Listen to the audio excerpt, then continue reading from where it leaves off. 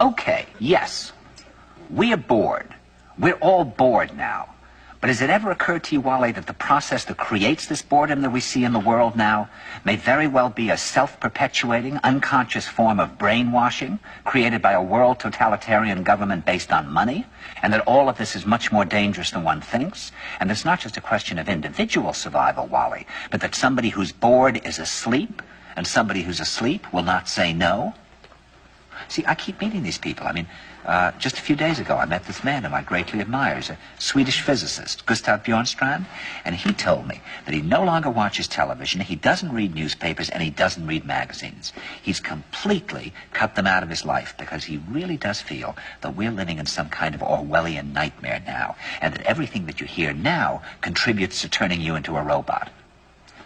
And when I was at Findhorn, I met this extraordinary English tree expert who had devoted his life to saving trees. Just got back from Washington, lobbying to save the redwoods. He's 84 years old. He always travels with a backpack because he never knows where he's going to be tomorrow. And when I met him at Findhorn, he said to me, "Where are you from?" And I said, "New York." He said, "New York, yes, that's a very interesting place. Do you know a lot of New Yorkers who keep talking about the fact that they want to leave but never do?" And I said, "Oh, yes." And he said, "Why do you think they don't leave?" I gave him different banal theories. He said, "Oh, I don't think it's that way at all."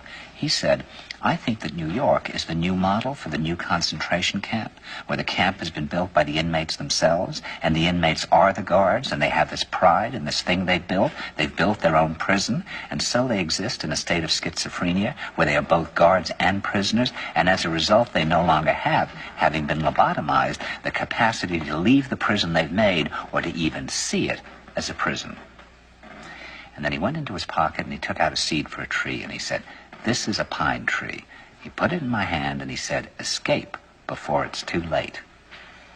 See, actually for 2 or 3 years now, Chiquita and I have had this very unpleasant feeling that we really should get out. And we really should feel like Jews in Germany in the late 30s. Get out of here. Of course, the problem is where to go, because it seems quite obvious that the whole world is going in the same direction.